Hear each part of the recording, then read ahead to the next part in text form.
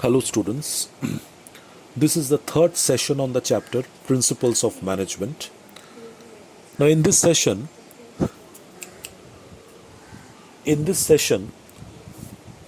I'm going to discuss with you the principles of modern management as developed by Henry Fayol. So, please continue with the topic list. Next topic, please give the heading. It comes as a heading. Principles of Modern Management as developed by Henry Fayol. Henry. Henry. Henri. The surname is Fayol. Fayol. So the topic, please write down the topic. Principles of Modern Management as developed by Henry Fayol. Give a colon, underline it. Below it, write point number A, subtopic A, point number A. Introduction of Fayol's Principles of Management. Point number A, Introduction of Fayol's Principles of Management. Write down the page number of your textbook within brackets. In this book, it is page number 118. So open the bracket from the heading Fayol's Principles of Management. First of all, you need to know the background of who Henry Fayol was and how did he develop the principles of modern management. You need to know the background a bit. So first listen that Henry Fayol, he was a French industrialist. Okay? He was a French industrialist.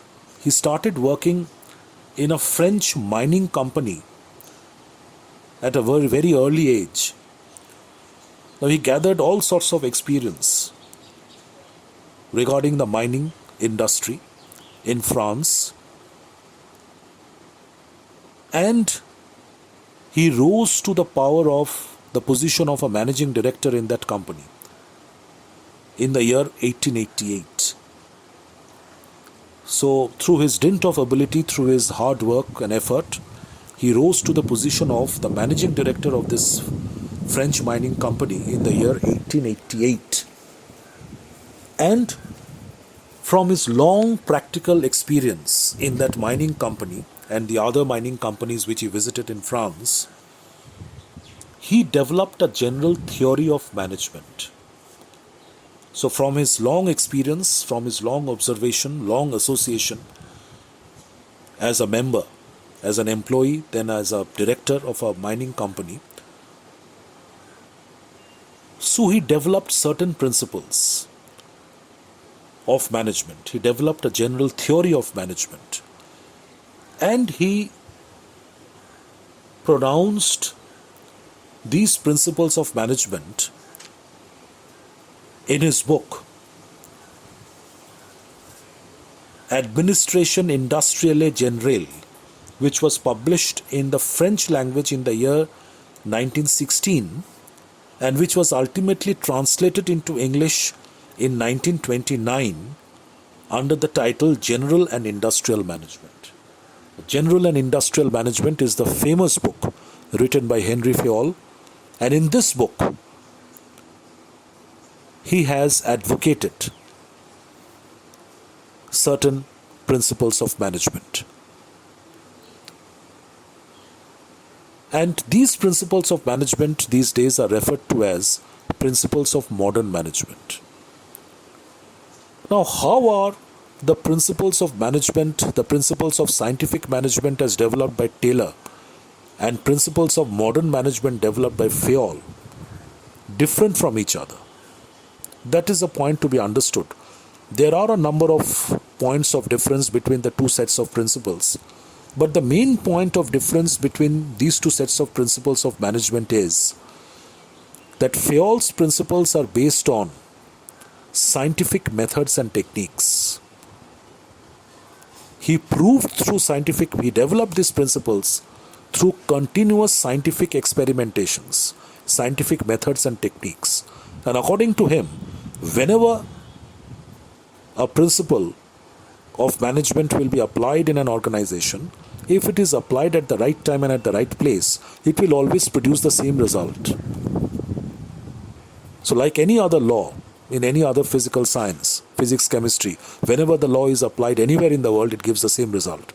So, Taylor was of the opinion that if the principles of management are developed on scientific lines, on the basis of scientific methods and techniques, so these principles will always produce the same result whenever and wherever they are applied. So according to him, 2 plus 2 is always equal to 4 in terms of applying the principles of management. But Fayol,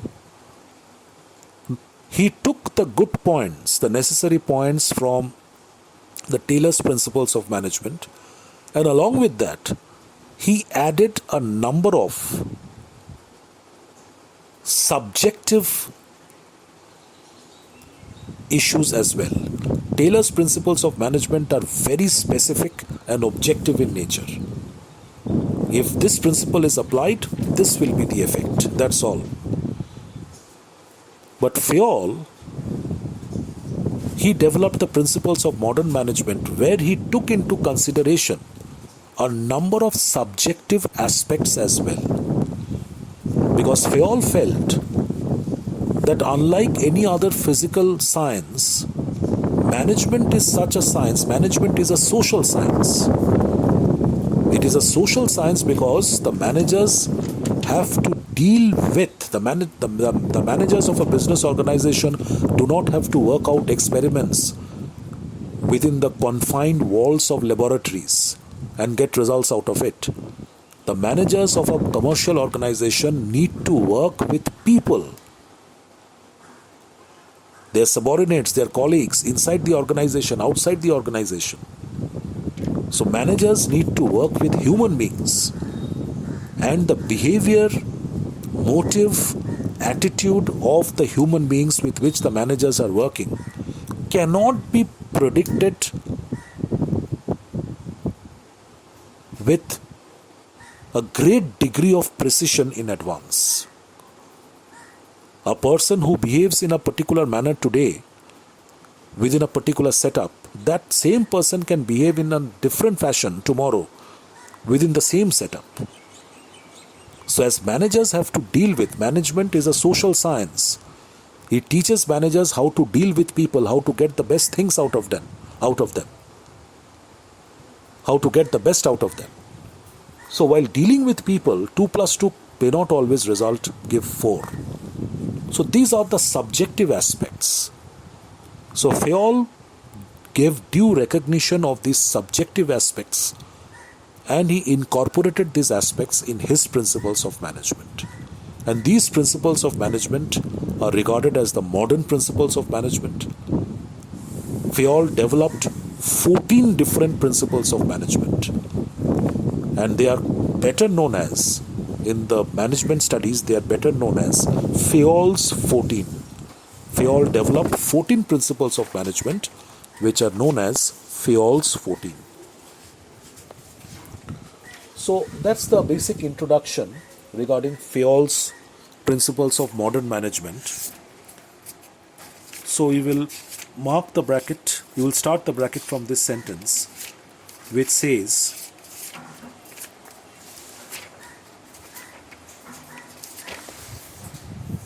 Henry Fayol, 1841 to 1945, was a French industrialist.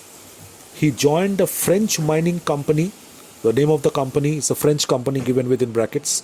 In 1860, when he was very young, only 19 years of age, as an engineer, he was a qualified engineer, and rose to the position of its managing director in 1888.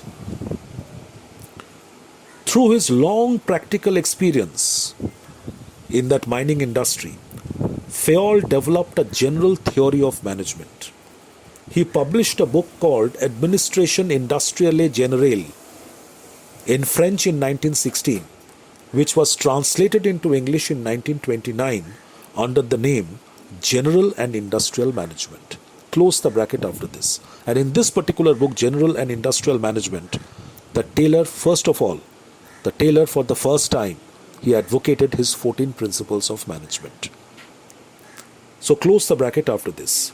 Next point B, subtopic B, please write. Classification of business activities made by Henry Fayol.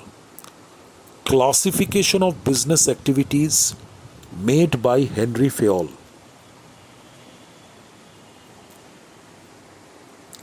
Within brackets, in this book it is pages 118 to 119. You check the page number of your textbook and write down the page numbers.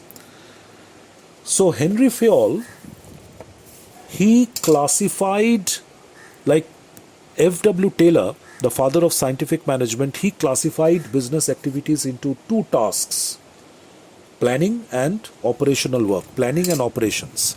But Henry Fayol, he classified business activities into six different types, into six different tasks. So open the bracket from this line, classification of business activities. Fayol classified all business activities into six categories. Taylor classified all business activities into two categories: planning and operations. But Fayol classified all business activities into six different categories. They are: number one, technical, that is production or manufacturing activities. Number two, commercial activities comprising buying, selling and exchange of goods and services. Financial activities, which will deal with search for an optimum use of capital. Security activities, which will give protection of property and persons. Accounting activities, including statistics, and managerial activities. So he considered management as a separate category of activity which is to be performed in a commercial organization. Managerial activities comprising functions like forecasting and planning, organizing, commanding, coordinating and controlling. So this is how Henry Fayol classified all business activities into six different categories: technical, commercial, financial, security, accounting and managerial activities. So close the bracket after point number 6. Next, write down number C, subtopic number C. Principles of management developed by Henry Fayol. Part C, please write. Principles of management developed by Henry Fayol. Within brackets you will write Fayol's 14, F-A-Y-O-L apostrophe S, then 1-4 in numerical digits. Fayol's 14. Close the bracket. Within brackets, please see the page numbers of your textbook and write down the page number. In this edition, it is pages 119 to 121. 119 to 121 in this edition. You see your textbook and write down the page numbers beside the topic. And please, all of you, mark this topic very important. Double star mark. Very important. You have to study all the 14 principles. You have to memorize the names of all the 14 principles, and you should be in a position to explain properly each and every principle developed by Henry Fayol, because specific question can come from any particular principle developed by Henry Fayol. So all the 14 principles of management, the names of these principles are to be memorized, and you must be in a position to explain correctly each and every principle developed by Henry Fayol. So mark this topic very, very important. So open the bracket from Principles of Management. I told you a little while ago that Fayol, in his book General and Industrial Management, in his book he first laid down the 14 principles of management, which are popularly called Fayol's 14. So open the bracket Principles of Management. From there, Henry Fayol suggested 14 principles of management, which are as follows. Number 1, division of work. It will be better if you write Principle of Division of Work, Principle. Instead of writing only division of work, the point heading should be Principle of Division of Work. The next principle, principle 2, will be Principle of Authority and Responsibility. So add the words principle of. Number 3 will be principle of discipline, like this. Please add the words principle of before every point head. So the first principle of management developed by Henry Fayol is the principle of division of work, in which Fayol is suggesting, through this principle, Fayol is suggesting, so what are these principles of management? These principles of management, whether developed by Taylor or Fayol, are those principles which professional managers who are working in commercial organizations must be aware of. And these principles are taught to them in the management schools and business schools and management institutes. So professional managers must be aware of these principles of management so that they can apply the right principle at the right time and at the right moment to get the best result out of it. So, principle of division of work, in this principle, Fayol is suggesting that the entire work of an organization, a particular task, a big task of an organization, must be divided into small, compact jobs. A big task of an organization, which the organization is going to execute in future, that big task in hand must be divided into very small, discrete, compact jobs. And one particular individual or one particular team of workers should be assigned. Separate team of workers should be made, and each team of workers should be assigned only one part of the job. One team of workers will only perform one specific part of the job. The next team of workers will perform the next part of the job. So this is called division of labor or division of work. And if this principle of division of work or division of labor is exercised, is applied by the management in an organization, it will lead to an increase in the level of efficiency of the workers and employees. Because when a worker has to perform a same small part of a job over and over again, repetitively, he becomes a master in handling that part of the job. The time will come he can close his eyes and execute that part of the job. He becomes so very efficient. And in this manner, if all the workers and employees, through the principle of division of work and labor, if all the workers and employees can become so very efficient, then the efficiency level of the entire organization will improve, will increase manifold, and therefore the productivity of the organization will increase, more output will be produced, more revenue will be earned, and more profits will be earned. So that is the principle of division of work. So division of work means dividing the total task into compact jobs and allocating these compact jobs to different persons or different teams of persons, so that one employee can concentrate on only one type of work. So this division of work, principle of division of work, as I told you, helps to improve efficiency of the workers by avoiding wastage of time and effort caused by change from one type of work to another. If the workers are, given different types of jobs to be performed on a regular basis, if the workers are shifted from one type of job to another type of job frequently, then the workers will become confused and they will not acquire efficiency in handling any part of the job. So, principle of division of work helps to improve the efficiency of the workers. How?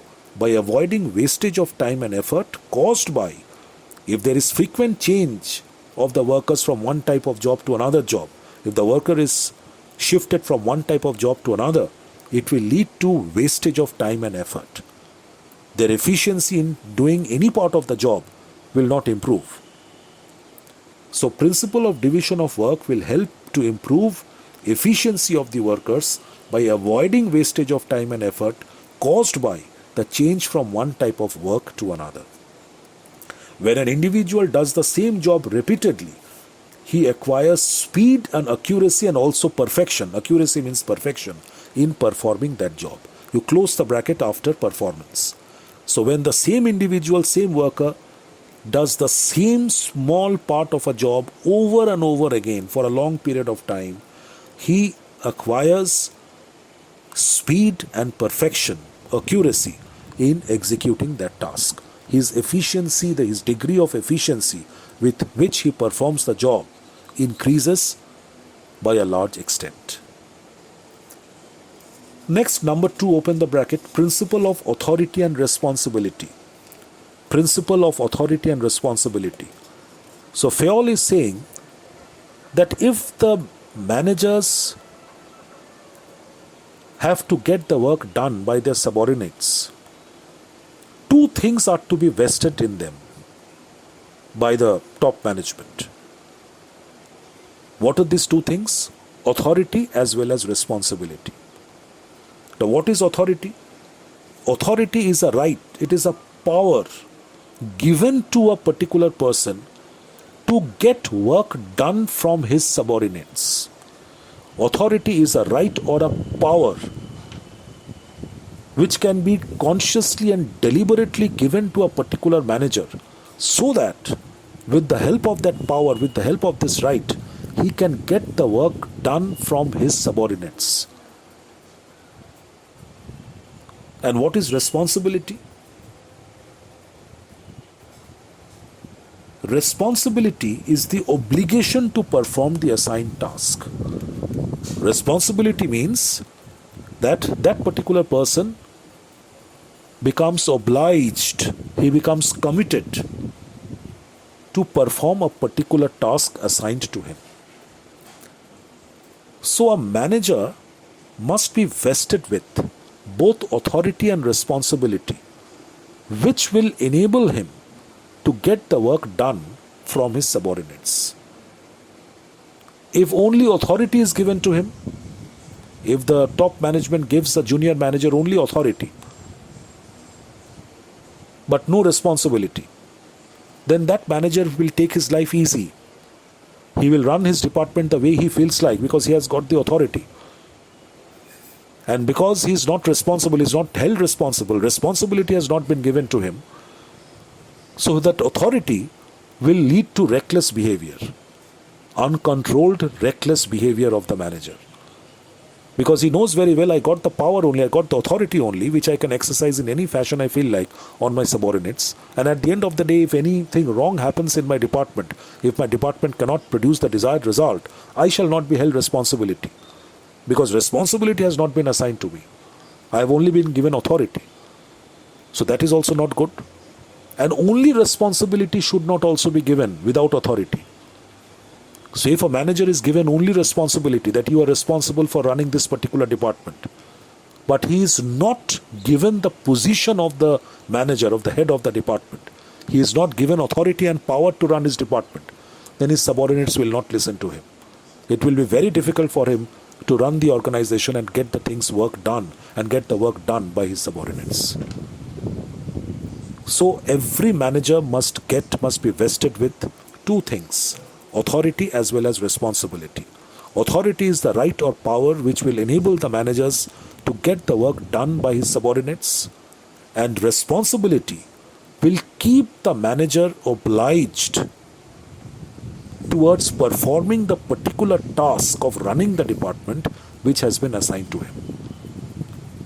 The directors will appoint the head of the department.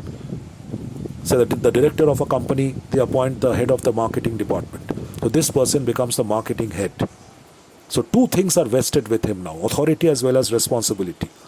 He is given all power and right to run his department, the marketing and sales department, instruct and order his subordinates, get the work done from his subordinates. He gets the authority. But along with that, he acquires the responsibility of running the marketing department and producing the desired result. If the marketing department cannot fulfill the target, cannot produce the desired result as expected, it is the head of the marketing department who will remain responsible and accountable to the board of directors. So that is the principle of authority and responsibility. Please open the bracket and underline the point heading. Authority is the right to get work done from others, and responsibility is the obligation to perform the assigned task. Anyone who exercises authority must also accept responsibility. Any person who in an organization who is given authority, that power, he must also accept responsibility simultaneously for his job, for his work. Similarly, one who is held responsible should be given the necessary authority. Authority and responsibility, please underline this sentence. Authority and responsibility are coexistent, they exist together, and they must go hand in hand. Authority without responsibility will lead to irresponsible behavior, reckless behavior, while responsibility without authority will make a manager ineffective. No one will listen to him. Therefore, there should be a parity, a balance between authority and responsibility. The third principle of management developed by Henry Fayol is the principle of discipline, which says that what is discipline? According to Fayol, discipline implies obedience, respect of authority, and observance of the established rules and regulations. So according to Fayol, discipline consists of three things. It implies obedience. Workers and employees must be obedient towards their superiors, towards their managers. Second, respect. The workers and employees must have the respect for the position of the managers, their superiors, respect of authority.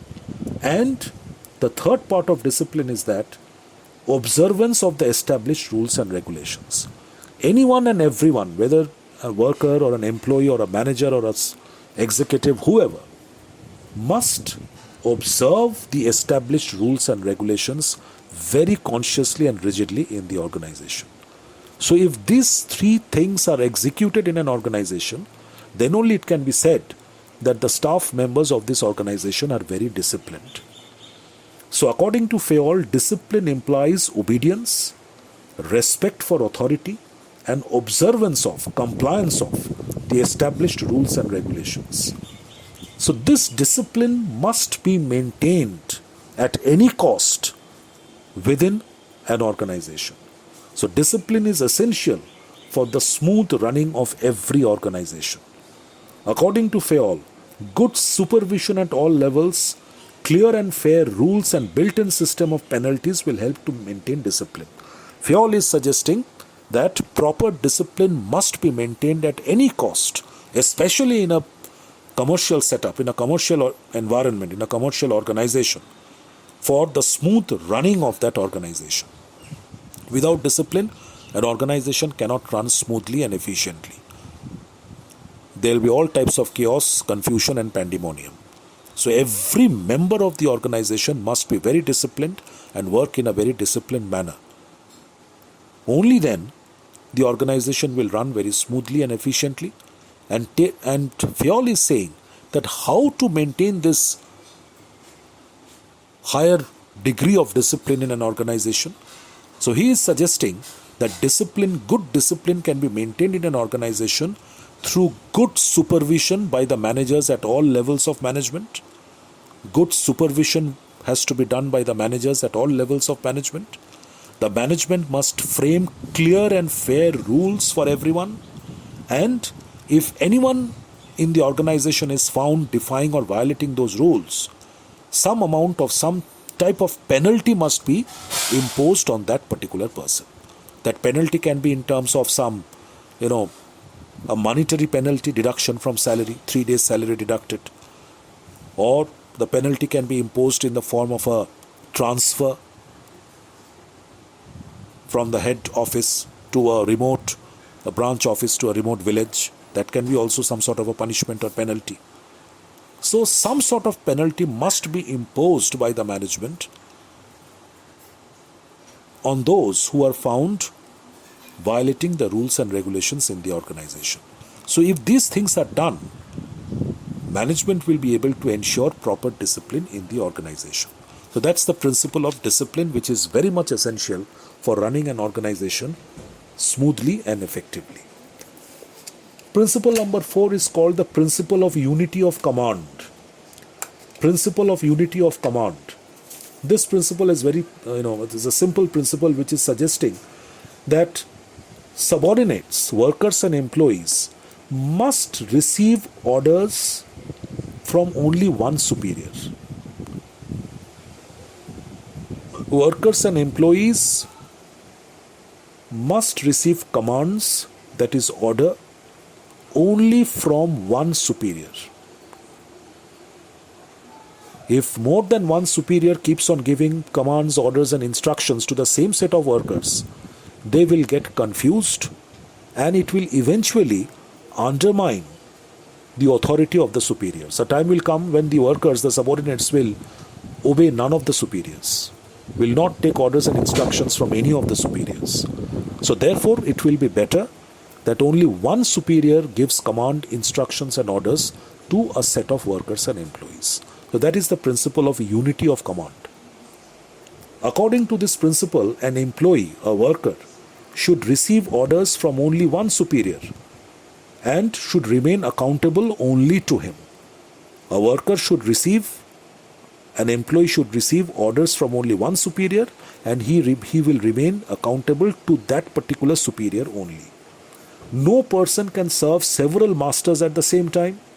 If a subordinate has more than one boss, if a subordinate has to work under more than one superior, then what will happen?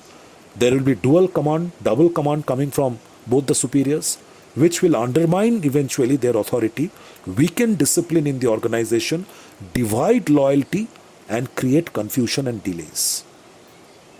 So in the absence of unity of command, what will happen? If there are more than one supervisor supervising or commanding the same set of workers, it will lead to a lot of problems, like it will lead to undermining of authority of the superiors, it will weaken the discipline, it will divide loyalty between and among the superiors and create confusion and delays in the organization. Principle of unity of command is very relevant in large and modern organizations as it helps in smooth working of the people. Number 5, unity of direction, the principle of unity of direction. This is just an extension of the fourth principle. So unity of direction is saying, like the principle of unity of command says that one worker must be commanded or supervised by only one superior and he must remain accountable to only one superior. So similarly, principle of unity of direction is saying that one work, for executing one particular task or work, there should be only one plan or blueprint. If a number of plans are prepared for executing the same task, then it will lead to a major confusion and chaos. Workers will not understand which plan to follow. There is no unity of direction. Different workers will move in different paths, in different directions. So one work or one job to be performed in an organization must be guided by only one direction, that is only one blueprint or one plan. There must be only one plan or one blueprint for executing a particular job in the organization. So there should be one head and one plan for a group of activities having the same objective. For a group of tasks, group of activities having the same objective, there should be only one plan and one head controlling that particular group. In other words, each group of activities with the same objective must have one plan of action and must be under the control of one superior. So in an organization, each group of activities having the same objective must have only one plan and only one superior under which that particular group of activities will be carried out. Without unity of direction, unity of action and coordination of efforts are not possible. If unity of direction is not there, a number of plans being laid down for executing the same task, then what will happen? It will lead to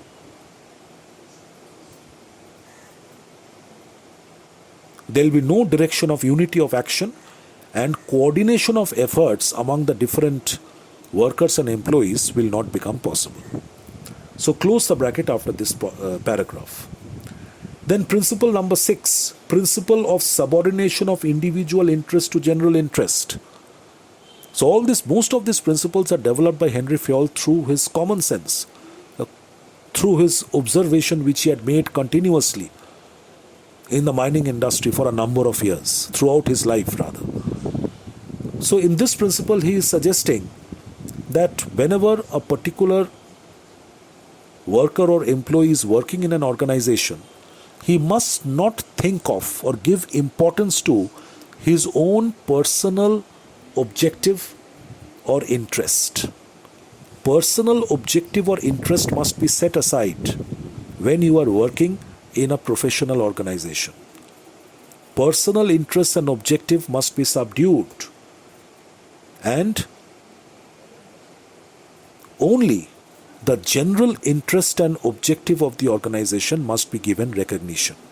All workers and employees should work towards the fulfillment of the general interests and objectives of the organization, and they must not think of their own principal interests and objectives.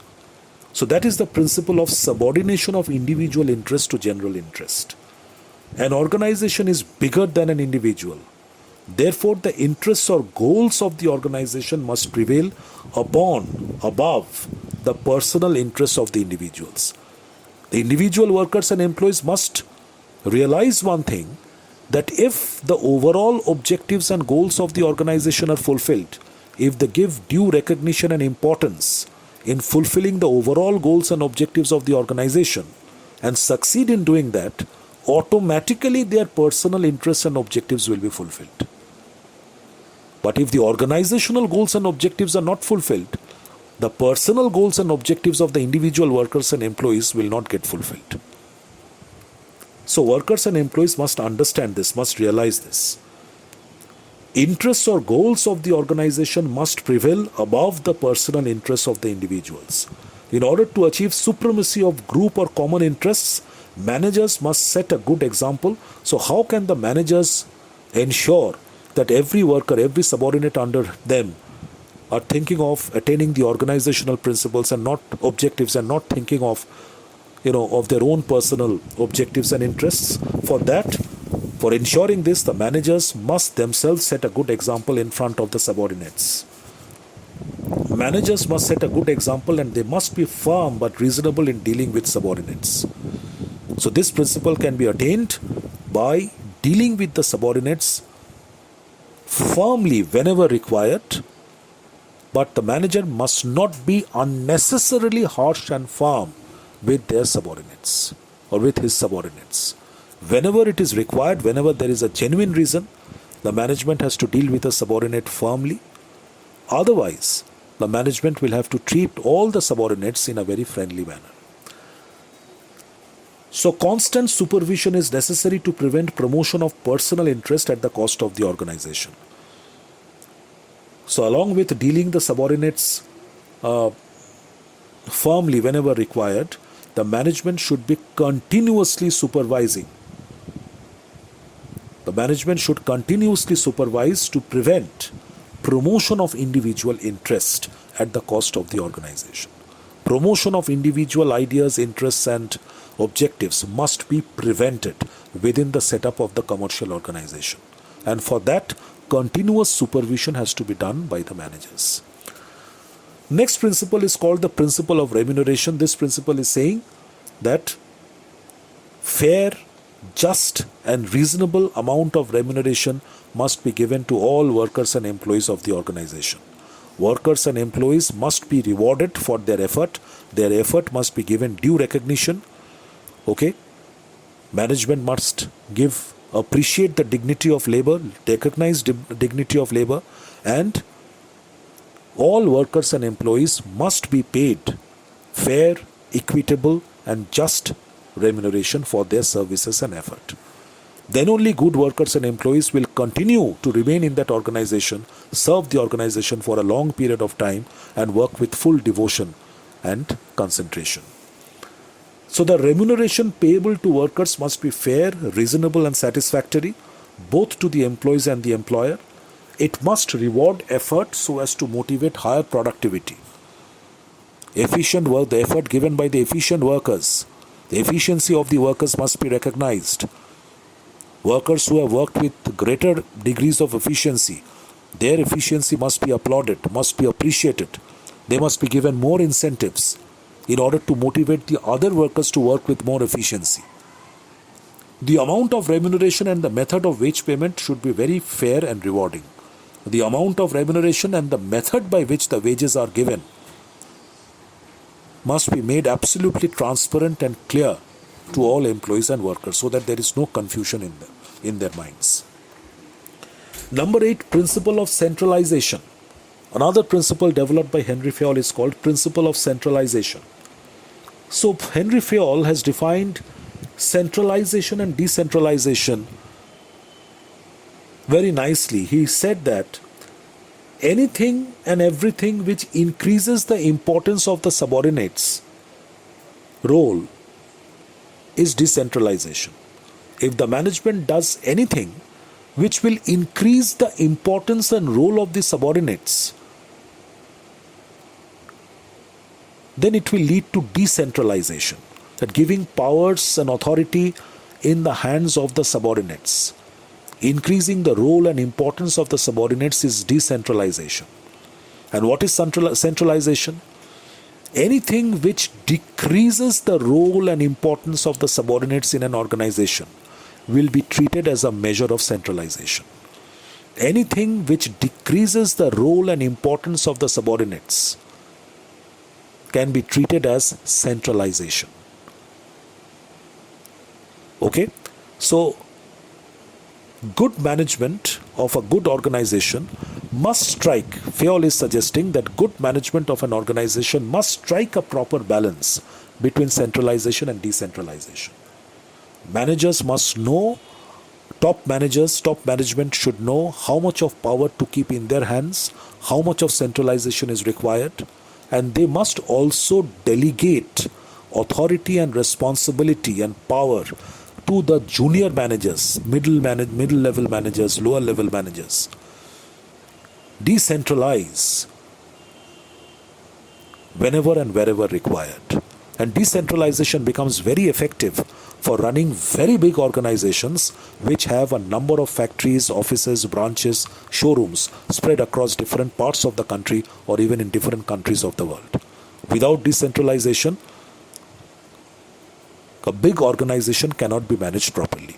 So Fayol was of the opinion that the top management must give due importance to both centralization and decentralization and strike a proper balance between the two. Then only the entire organization will function properly and smoothly.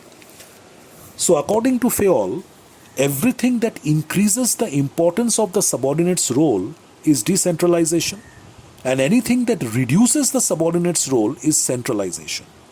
Centralization and decentralization is a matter of proportion. The management will have to just strike the right proportion, the right balance between centralization and decentralization. So centralization and decentralization is a matter of proportion, and the right proportion between them should be decided by the management, keeping in view the circumstances of the particular case. So how much of decentralization is required and how much of centralization is required, that decision has to be taken by the management, keeping in view the importance of the particular case in hand. So there should be a proper balance between centralization and decentralization. The next principle, number 9, principle of scalar chain. Mark this principle very important in your textbook. The principle of scalar chain. Mark this principle very important. Now this principle of scalar chain is first of all explained by Fayol with the help of a diagram. You see this triangular, that angle which is drawn on the right side of the page. Every letter over here denotes a particular manager over here, or a particular individual occupying some rank in an organization. That angle is showing the organizational hierarchy. H, G, F, E, D, C, B, A, I, J, K, L, M, N, O.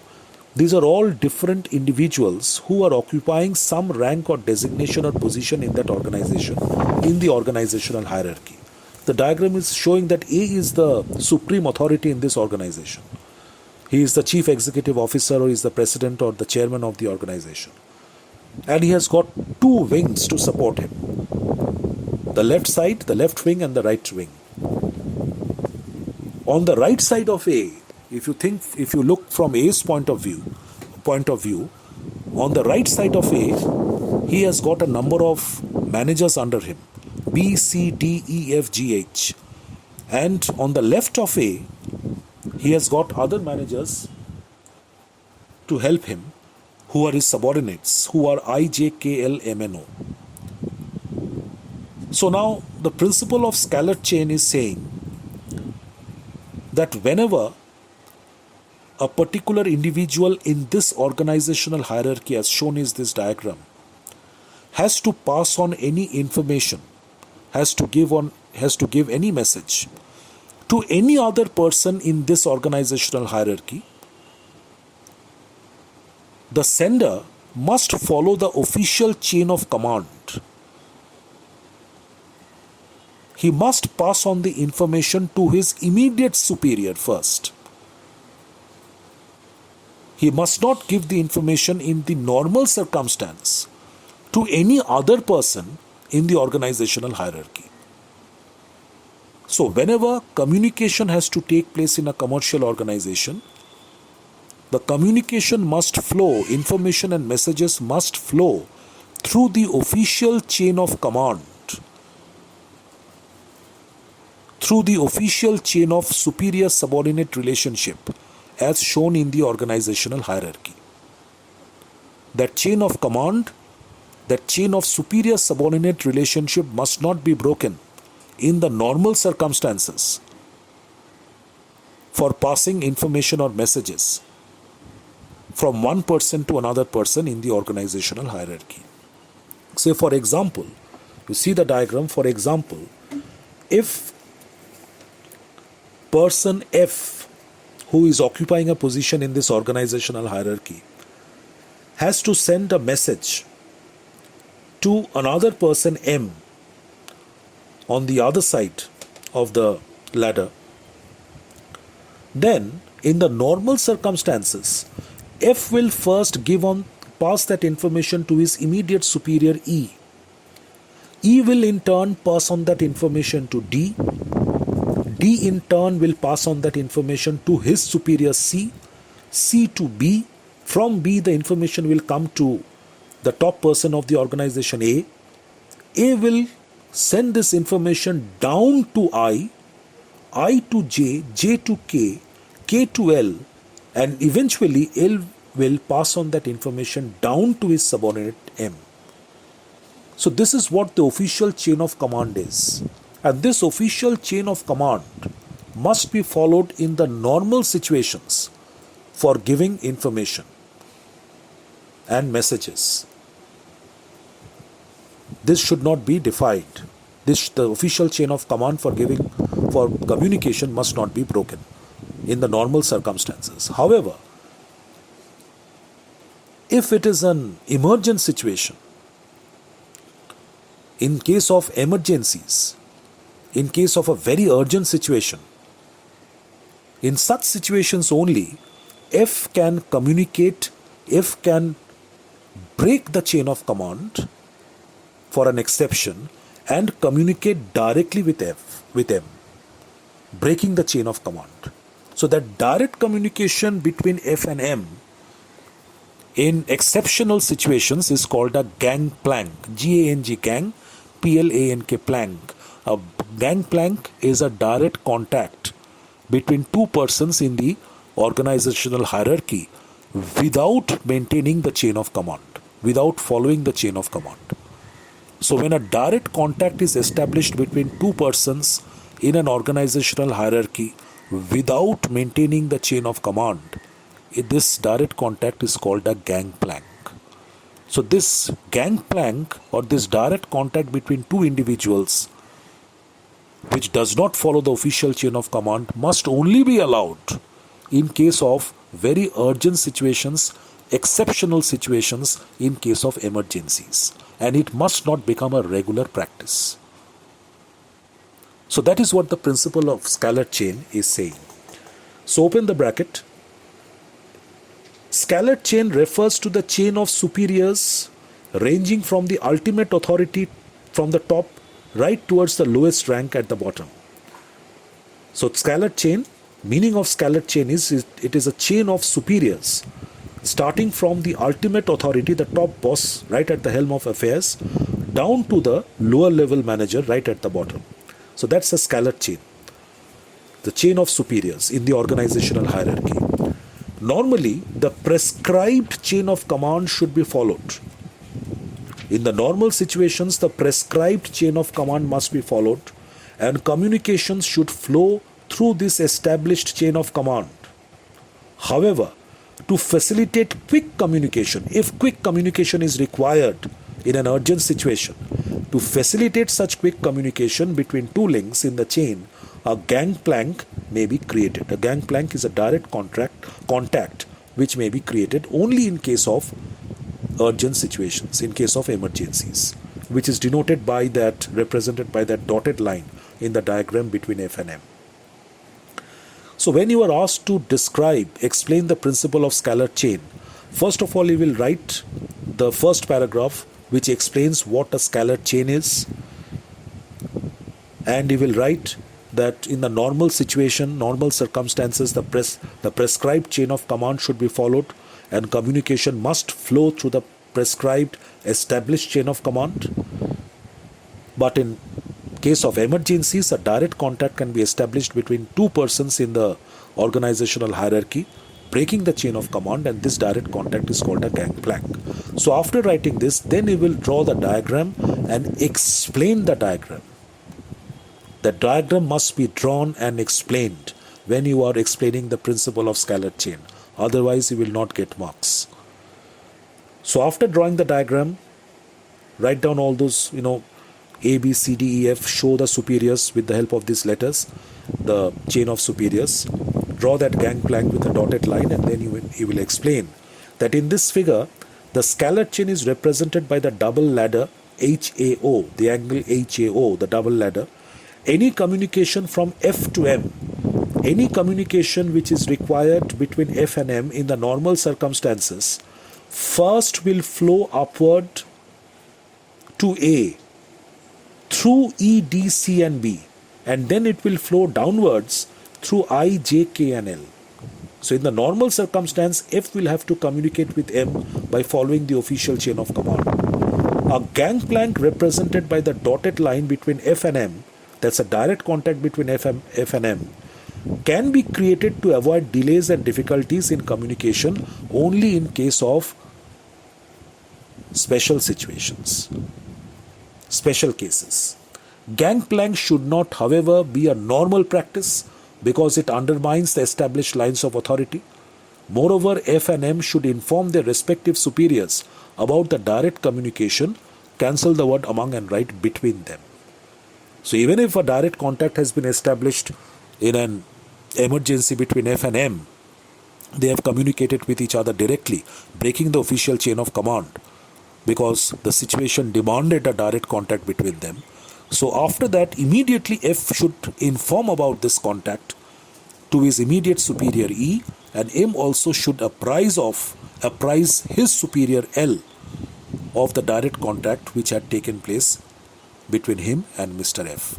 So their immediate superiors must be apprised of regarding the direct contact which they had established due to a particular situation. Now, number 10 is the principle of order. The principle of order is saying that Fayol has said that two types of order must be always maintained in an organization. One order is called material order and the other order is called the social order. Material order means that a proper place for everything and everything in its right place. There has to be a proper place for everything, every item of asset, every item which is used in the organization.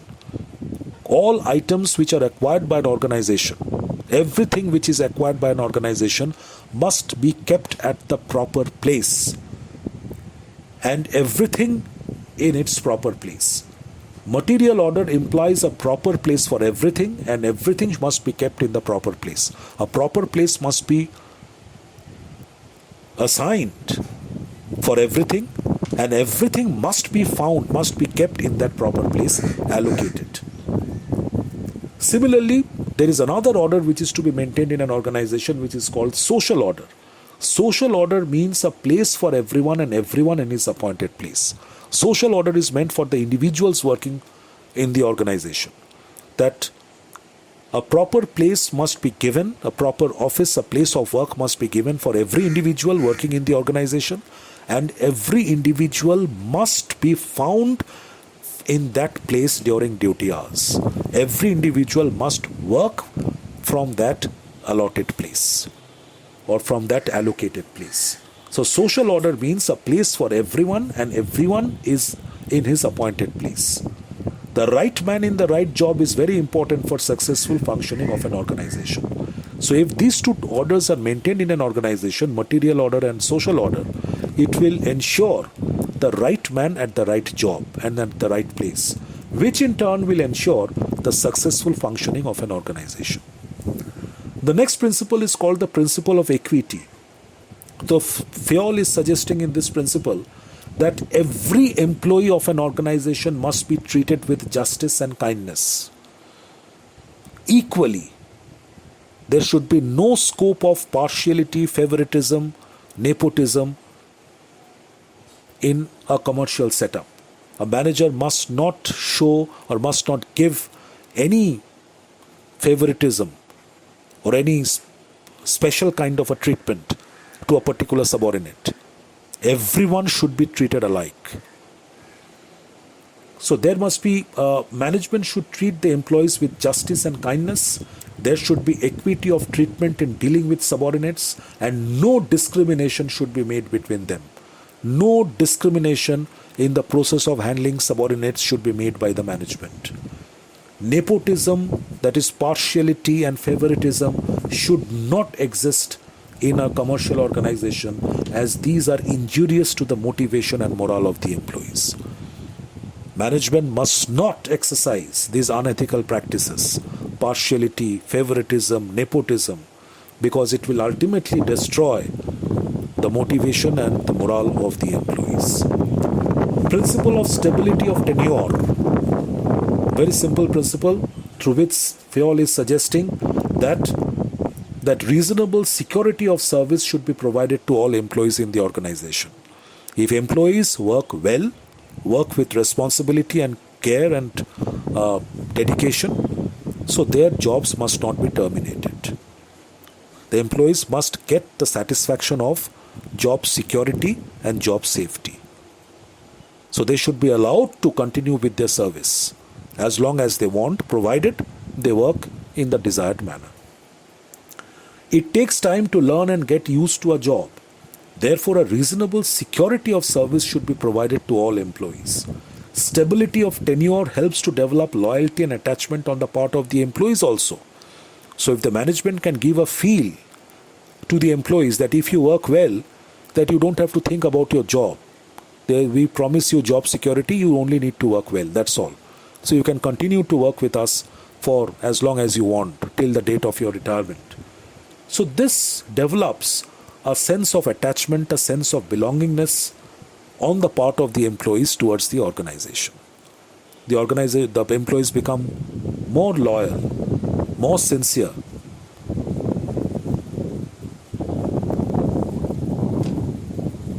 Towards the execution of their jobs and responsibilities. Unnecessary labor turnover. If the stability of tenure of service, this principle is not practiced, management keeps on terminating the services of the employees and workers now and then it will lead to rapid change in the employees and workers in the organization, which is called labor turnover. So this rapid labor turnover or change of personnel will increase the cost of selection and training. It will unnecessarily increase the cost of selection and training of workers, because every time new workers and employees are selected, they have to be trained. Cost has to be incurred in selecting them, and cost also needs to be incurred for training them. So there will be an unnecessary increase in the cost of selection and training of these new employees, and it will ultimately spoil the image and goodwill of the firm in the market. Then principle of initiative. Employees must be encouraged by the management to take initiatives whenever required, to show their creative abilities whenever required, so that work can be done in a better manner. So employees at all levels should be encouraged to think out and execute the assigned tasks in a better way. Initiative is a source of strength for an organization. So when workers and employees of an organization, they take initiatives on their own for doing a work in a better way or for settling a particular problem, they come up in front and suggest the solutions for solving a problem. So that becomes a strength for an organization. Therefore, subordinates should be inspired, should be motivated, should be encouraged to suggest improvements in the formulation and implementation of plans and policies. And the last principle suggested by Henry Fayol is called the principle of esprit de corps. It is nothing but that Fayol is suggesting that the management should try to inculcate a high degree of team spirit among the members of the team in an organization. Workers must be divided into teams, each team led by a particular supervisor or superior, and there should be proper teamwork, coordination, harmony, integration among the members of the team. So team spirit is of utmost importance in modern times to accomplish a task which has been assigned to a particular team of workers within time. If there is no team spirit among the members of the group, among the members of the team, then the work cannot be done effectively, smoothly, efficiently, and within time. So that is the principle of esprit de corps. There must be team spirit and cooperation among the members of an organization. Unity of strength and the strength of an enterprise lies in the cooperation and harmony in individual efforts. The strength of an organization lies in the cooperation and harmony of the individual efforts of the large number of workers and employees. Individual effort of the worker is also okay, fine. But what is more important is the cooperation, harmony and integration of all the efforts of the thousands of workers and employees working in the organization.